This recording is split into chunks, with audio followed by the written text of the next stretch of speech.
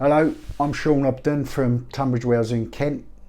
Here at Body Art, we take the tattoo history very seriously. We've been here 40 years. Next month, February 2025, we've been here 40 years. I've been tattooing years before that. So we've been here a long time. The reason I'm here with you today is I want to tell you about this book. And it takes a lot to get me excited about a tattoo book, because I've been looking at tattoos so long now that if you're just going to bring out a book with loads of photos of tattoos, that ship sailed years ago. You know, to get me interested, it's got to have lots of history, anecdotes. It's the stories and the history of tattooing that gets me going. This is the book. It's done by Paul Rambo of Rambo's Tattoo Museum in Manchester. Famous tattoo shop, famous tattooist, famous museum. We've known him for most of them 40 years. With his passion and knowledge for tattooing, we knew this book was going to be good. You know, that's a given. It was going to be good, but it's actually exceeded my expectations. So what I'm going to do is I'm going to tell you a little bit about Cash Cooper, who he was, in case you didn't know. That's for people that don't know who he was. Then I'm going to give a couple of anecdotes about our connection to Cash Cooper. I'm not going to repeat stories in the book because that wouldn't be fair. If you're going to buy the book, I don't want to spoil it for you. There's lots of good stories in there. Hopefully I'll come up with a couple of, jog me memory, I'll come up with a couple of stories that maybe you haven't heard. Give you a bit more insight into the man, and then I'll tell you why you got to buy this book. You know, you really have. The quality of it, it's hardback, it's good stock, full colour, you know, full colour, but it's not, it's got old signs, old business cards, anecdotes from people that knew him. It takes you back to a time when tattooists were free, you know, because today, if you're a proper tattooist, you're not a free man. You have to work very long hours. You have to do all this social media stuff that I'm doing now. I'm not very good at it, as you can tell already. You know, I don't want part of this really, this new world. But it takes you back to a time when tattooists were free. You know, you could come in. A lot of tattooists I knew used to start work drunk. A few of them, you know. Do a few tattoos, go back to the pub, live your life, you know. That's how it was. This book tells you all about that. Now, who was Cash? There he is as a young man on the back. There he is as an old man. Born 1921, he died 1979. He was a very prominent tattooist in the 1950s, but he tattooed through to the 70s. Now, when I started tattooing, I used to see a lot of Cash's work on the old boys I tattooed. You know, I'd put my tattoos right next to Cash Cooper's. See a lot of his work, especially around the London area, you know, because he worked all over the place. He was a showman, a tattooist, very hard drinker, and hard living man. He was an absolute legend because he lived life on his terms. You know, he really did. Legend in that. There's loads of stories about him. Great tattooist. So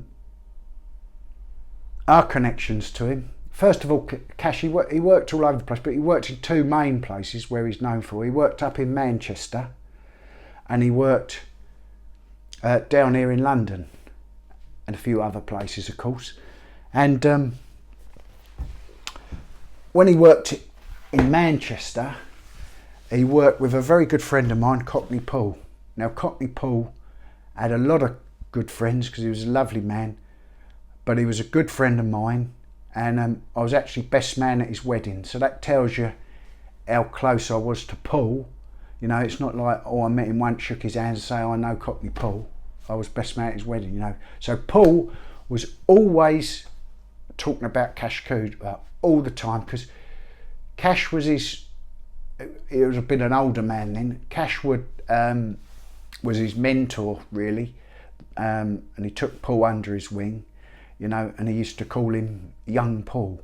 And Paul, and it was Paul that told me that, because Cash told him, Cash always wore a tie and a jacket, and he said to Paul, he said, Paul, you know, because Paul said, why'd you turn up to work like this? You don't have to, you know, we're our own people, you know. So Cash said, Paul, he said, Young Paul, he said, because he talked in quite a posh voice, Cash, and he said, if you dress like a millionaire, people treat you like a millionaire. If you dress like a penny stamp, you're going to be treated like a penny stamp. Paul took that on board, you can tell, because Paul was always smart. You know, Paul, you know, he looked $1 million when he dressed up to go out for a drink and stuff. So, yeah, I remember drinking with Paul when he had a shop in Romford, and we was drinking in this pub, I think it was called the Parkside, and we was quietly getting drunk. No, that's a bit of a lie. We was loudly getting drunk, because we was a lot younger then. And Paul was a whiskey drinker as well. I think it was Glenfiddich he used to drink then. I remember, because I bought so many of them. If you went drinking with Paul, you know, a hangover was an occupational hazard. You know, you was in. I went out drinking, I've been out drinking with Paul, and it just goes on forever, you know. It's going to be daylight, you go out, you know, it's going to be, you're going to drink through till it's daylight, you know. But I remember sitting in this pub with him, and he said to me, all seriousness, he said, if Cash Cooper could walk through this pub's door now, he said, I would give my right arm. Bear in mind, he tattooed with that. So, mind you, he was drunk when he said it, but he meant it. And the point of me telling you this is, he absolutely loved the man. He loved Cash Cooper. And yeah, what was the other stuff? Yeah, Cash, he was, I think he was arrested for being drunk in charge of anything you could be drunk in charge of. You know, I don't want to give too much away, but he had a liking for exotic animals, and he was, some of them could be quite dangerous, you know, but he used to get drunk and roam around with them, and he would be nicked, you know, drunk in charge of this or that, you know. So the other thing, one of the other stories I remember, I was visiting Charlie Bell down in Chatham once, and he was talking about his own dad, Charlie Bell Senior. Charlie Bell Senior was a good friend of Cash's, and Charlie told me that his dad would be tattooing away, and Cash Cooper would walk through the door, and he said, as soon as he put eyes on Cash and saw he was in his shop, he said he would be doing a tattoo, and he said he would do this. He said, he always, by the way, he always tattooed, Charlie Bell Senior's, according to Charlie Junior, with a jacket, probably not dissimilar to this, on the back of his chair while he was tattooing. And as soon as he saw Cash walk through the door, he said, he would put one arm in a sleeve like this as he's tattooing. So he'd be tattooing away with one sleeve in his jacket. Then he would reach round, the other one in there like that. Machine down. Please wait there. We've got a very important man's just turned up. We've got some very important business to deal with. We'll deal with it. Be back soon. Of course, they would clear off to the pub. Be there till the pub chucked him out. Come back and finish the tattoos, you know. So that was Charlie Bell Senior. Yeah, there's some great stories about Cash, but the best person to hear Cash Cooper stories. The best living tattooist to hear Cash Cooper stories is Terry Oldham from London, because like Paul, he worked with Cash Cooper, but Paul worked with him in Manchester and Terry worked with him in London. And Terry can tell you some great stories about Cash Cooper. One of my favourites, I can't repeat it here because it was told in a bit of confidence, was from Terry. So you know, if you're ever fortunate enough to bump into him somewhere, ask him about Cash Cooper, you'll hear some great stories off the record, you know. So that's who Cash Cooper was. Now I'm going to tell you why you should buy the book. Now, books like this don't come round that often, right? And people don't just hang on, when they get one, they don't just hang on to it, they treasure it. So they're hard to get, because even though this is a brand new book now, you've got a limited time window to get one. Because once people get them and they sell out and they're gone, they tend to hang on to them. So I can tell you from experience, if you're a young tattooist, you can't lose money on a book like this, because if you keep it, even if you leave it in your studio for 20 years and never look at it again, there'll be other younger tattooists later on down the line, they'll be trying to break your arm to buy it off you. Okay, so it's almost impossible. It's like gold, it's impossible to lose money on it. You keep it long enough, the price just goes up. So, but that's not the reason to buy it as an investment. The reason to buy it is because it's a great book. You know, it has got a lot of Cash's original flash in it, but for me, the thing is the stories about Cash, you know, and how tattooing was then. You know, I've seen it change.